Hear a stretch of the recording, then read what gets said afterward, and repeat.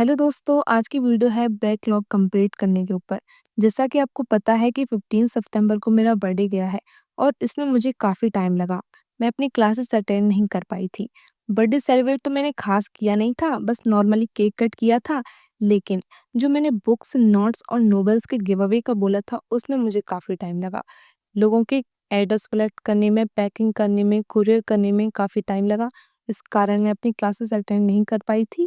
और एक रीज़न ये भी था कि मेरी बुआ जी आई हुई थीं, तो भी मैं नहीं पढ़ पाई थी और उनके साथ थोड़ा टाइम स्पेंड किया।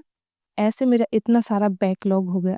लेकिन फ़िलहाल शांति वाला माहौल है, अब यहाँ पर कोई भी नहीं है, सब चले गए हैं, बुआ जी भी चली गईं और दोनों भैया आए हुए थे, वो भी चले गए।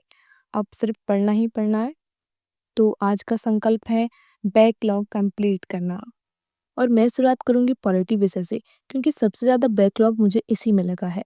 और फिलहाल हमारे अध्यापक महोदय हमें पढ़ा रहे हैं आपातकालीन शक्तियाँ यानी इमरजेंसी पावर्स, जो कि संविधान के भाग 18 में है और अनुच्छेद 352 से 360 तक उल्लेखित हैं।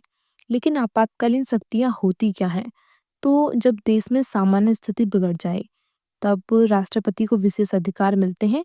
इन्हीं आपातकालीन शक्तियाँ कहते हैं और इनको 3 पार्ट में बाँटा गया है।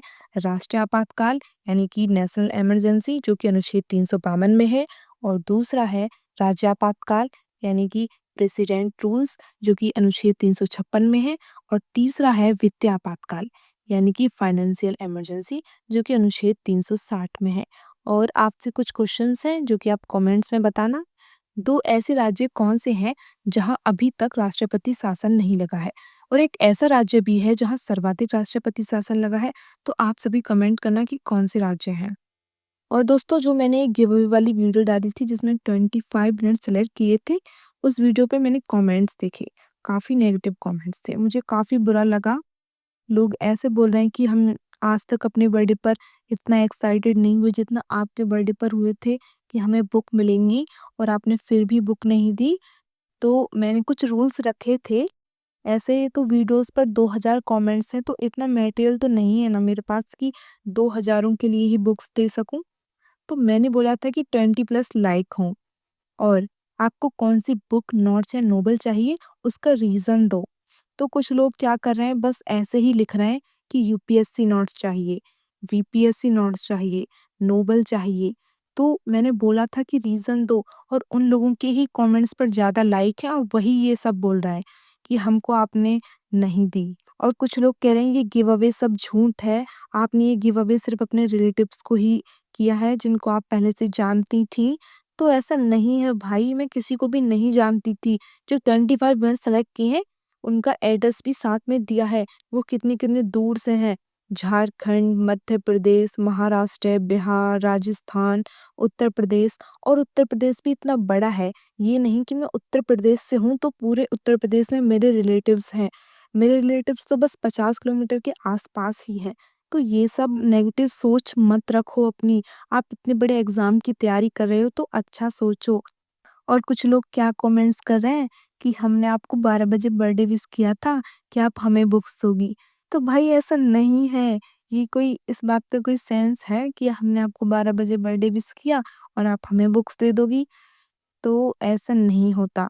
जिन लोगों को सेलेक्ट किया है 25 विनर्स, उनको उनके वैलिड रीज़न के आधार पर ही किया है, ऐसे ही नहीं किया।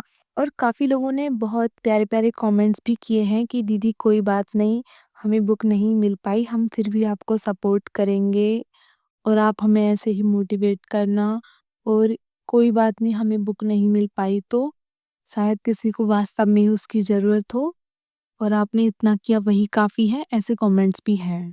और कई बार आपका भी किसी भी सब्जेक्ट में बैकलॉग रह जाता होगा, तो बैकलॉग का मतलब ये बिल्कुल मत समझना कि हम पीछे रह गए। कई बार ऐसा हो जाता है, किसी फेस्टिवल, बर्थडे या फैमिली फंक्शन में पढ़ाई थोड़ी मिस हो जाती है और बैकलॉग बन जाता है। मेरे साथ फिलहाल यही हुआ है, बर्थडे की वजह से कुछ चैप्टर्स छूट गए हैं, लेकिन अब जब धीरे-धीरे पूरा कर रही हूँ तो रियलाइज़ हो रहा है कि ये उतना मुश्किल नहीं है जितना हम सोचते हैं। बस थोड़ा टाइम देना पड़ता है, और सच कहूँ तो बैकलॉग पूरा करने के बाद काफ़ी अच्छा फ़ील होता है और यही सबसे बड़ा मोटिवेशन बन जाता है। तो दोस्तों, आज की वीडियो को यहीं समाप्त करते हैं, और यदि आप हमारे यूट्यूब चैनल पर नए आए हैं तो यूट्यूब को सब्सक्राइब कर लें। मिलते हैं अगले वीडियो में, तब तक के लिए आप भी पढ़ते रहिए और मुस्कुराते रहिए। धन्यवाद।